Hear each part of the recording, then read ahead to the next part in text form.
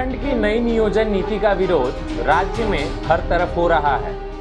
कई छात्र संगठन इसे वापस लेने की मांग कर रहे हैं। 60-40 आधारित नियोजन नीति का विरोध सड़क से लेकर सदन तक जारी है। इस सरकार ने लगातार उनको ठगने का काम किया है और आज जब 1932 का स्वप्न दिखा करके ओपन फॉर ऑल करते हैं तो ये सवाल बनता है कि भाई 3.5-4 साल आपने जो झारखंड के युवाओं को धोखे में रखा और साथ साथ जो रघुवर दास जी की सरकार ने, बीजेपी की सरकार ने जो 100% रिजर्वेशन थर्ड और फोर्थ की नौकरियां जिलों को की थी, आपकी मंशा क्या है कि उसको खोल करके बाहरी लोगों को आप अंदर आने का रास्ता खोल रहे हैं। पिछले बजट सत्र के दौरान भी बीजेपी ने नियोजन नीति का विरोध किया था। सोशल मीडिया प्लेटफॉर्म पर ट्विटर अभियान, विधानसभा घेराव, मुख्यमंत्री आवास घेराव से लेकर झारखंड बंद तक छात्र इस 60-40 नए चलतुर के नारे के साथ नई नियोजन नीति का विरोध कर रहे हैं। हालांकि सबसे पहले यह समझने की जरूरत है कि नियोजन नीति का विरोध आखिर हो क्यों रहा है। आपको बता दें कि फिलहाल जिस नियोजन नीति का पुरजोर तरीके से विरोध हो रहा है उसके प्रस्ताव पर केवल कैबिनेट में ही मुहर लगी है।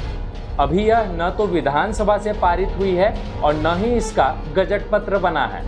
लेकिन छात्रों के बीच इस 60-40 आधारित नियोजन नीति को लेकर विरोध जोरदार है। जानकारी हो कि पिछली सरकार से पहले नियुक्तियों में 50% आरक्षण का प्रावधान था, लेकिन इसमें ईडब्ल्यूएस के तहत सवर्णों का आरक्षण जुड़ जाने के बाद यह 60% हो गया। ऐसे में 60% सीटों पर नियुक्तियां झारखंड के आरक्षित वर्ग के उम्मीदवारों की होंगी। वहीं 40% सीटें ओपन टू ऑल है। इसका मतलब यह हुआ कि केवल 60% आरक्षित सीटें ही ऐसी हैं जिन पर झारखंड के ही अभ्यर्थियों की नियुक्ति होनी है। बाकी के 40% सीटों पर किसी भी राज्य के युवा झारखंड में रोजगार पा सकते हैं। देखिए, आज हम लोग 60-40 को विरोध के लेके आए हैं। जो सरकार ने जो गलत नीति लाई 60-40 में झारखंड के रिजर्व है और 40% ऑल इंडिया रिजर्व किया गया है, वो कहीं से भी उचित नहीं है। अब ऐसे में एक सवाल यह है कि छात्रों की मांग क्या है। 60-40 आधारित नियोजन नीति का विरोध कर रहे छात्रों की मांग यह है कि झारखंड में भी बिहार की तरह नियोजन नीति लागू हो। बिहार पुनर्गठन अधिनियम 2000 की उपधारा 85 के तहत झारखंड सरकार के पास भी यह अधिकार है कि संयुक्त बिहार के समय का कोई भी अध्यादेश या गजट को अंगीकृत कर सकते हैं। इसी के तहत 1982 की नियोजन नीति को अंगीकृत कर बिहार की तर्ज पर झारखंड में भी नियोजन की प्रक्रिया शुरू की जानी चाहिए। अब ऐसे में सवाल यह उठता है कि छात्रों की मांग पर अगर नीति बनती है तो क्या कुछ बदल जाएगा।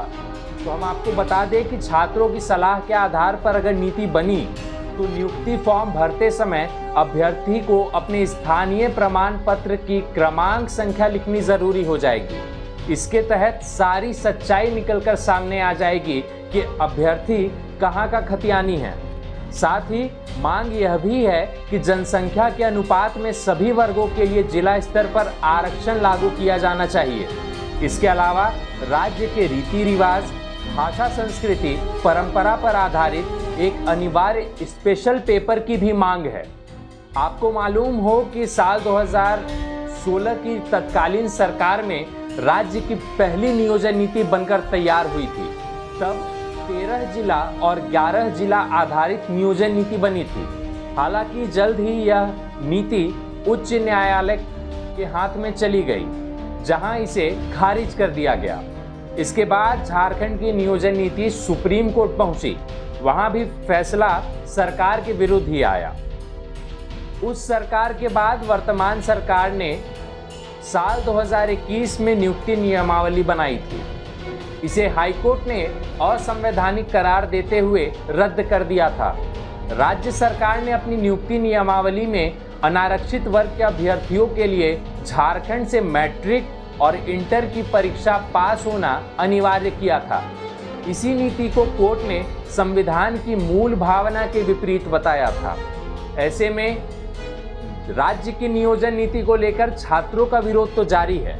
हालांकि इससे क्या कुछ निकलकर सामने आता है, यह तो आने वाला समय ही बता पाएगा।